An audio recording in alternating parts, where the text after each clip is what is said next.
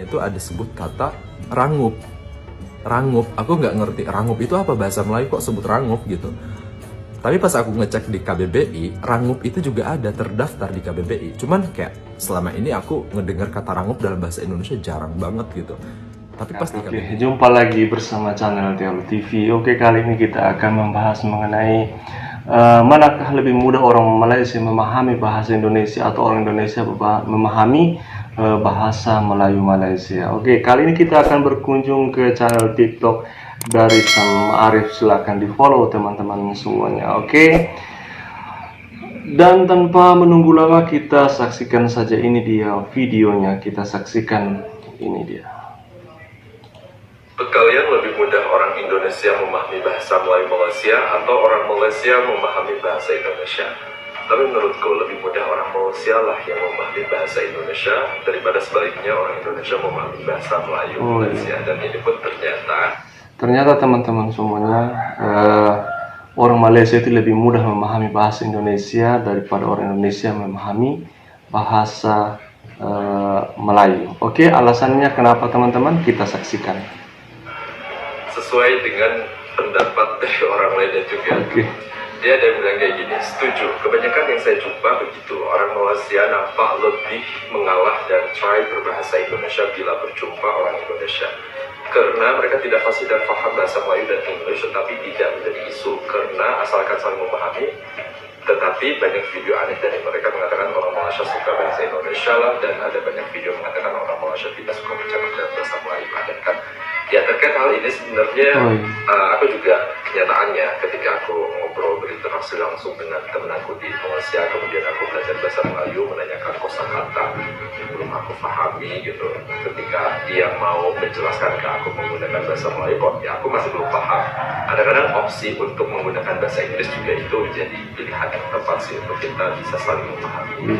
Hingga masalah sih, karena tergantung kemampuan bahasa setiap orang itu sendiri. Karena ada juga kok, kalau misalkan orang Indonesia yang memang dia nggak terlalu bisa bahasa Melayu, kemudian orang Malaysia tidak bisa berbahasa Indonesia, sebenarnya belum biasa bahasa Indonesia, ya akhirnya opsi bahasa Inggris lah mereka berkomunikasi. Yang penting saling memahami sih, kayak gitu. Oke, next. Orang Indonesia tidak bisa paham bahasa Melayu karena bahasa Indonesia berkembang dengan terlalu jauh sehingga terdapat kosakata lama yang dilupakan masyarakat atau dihapus oleh otoritas tetapi masih digunakan orang Malaysia. Contoh kata aneh dan pelik masih digunakan oleh mayoritas orang Malaysia, tapi nggak semua daerah di Indonesia pakai kata pelik walaupun ada dalam KBBI.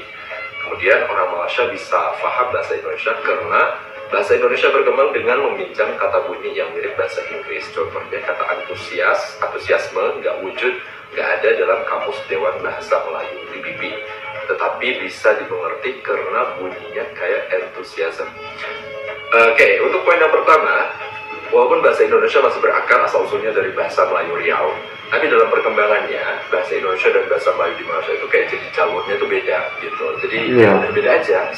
Makanya aku pernah dengar bahwa bahasa Indonesia dan bahasa Melayu di Malaysia saat ini itu udah bisa dikatakan bahasa yang berbeda, sudah jadi bahasa yang berbeda gitu, karena ya tetap ada bedanya gitu.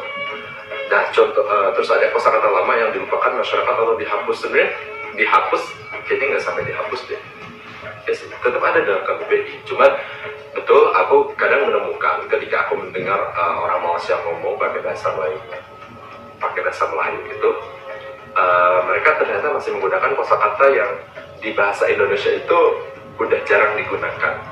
Ya, makanya waktu aku mempelajari bahasa Melayu, pas aku mendengar bahasa Melayu tuh kayak aku perlu mikir beberapa detik untuk tahu ini tuh sinonim kata di bahasa Indonesia-nya sebut apa ya gitu. Kayak contohnya aneh, pelik, juga peluh, keringat. Kayak gitu. Itu kayak gitu. Nah, termasuk aku pernah ngeliat salah satu iklan di Malaysia, makanan ringan gitu, keripik gitu.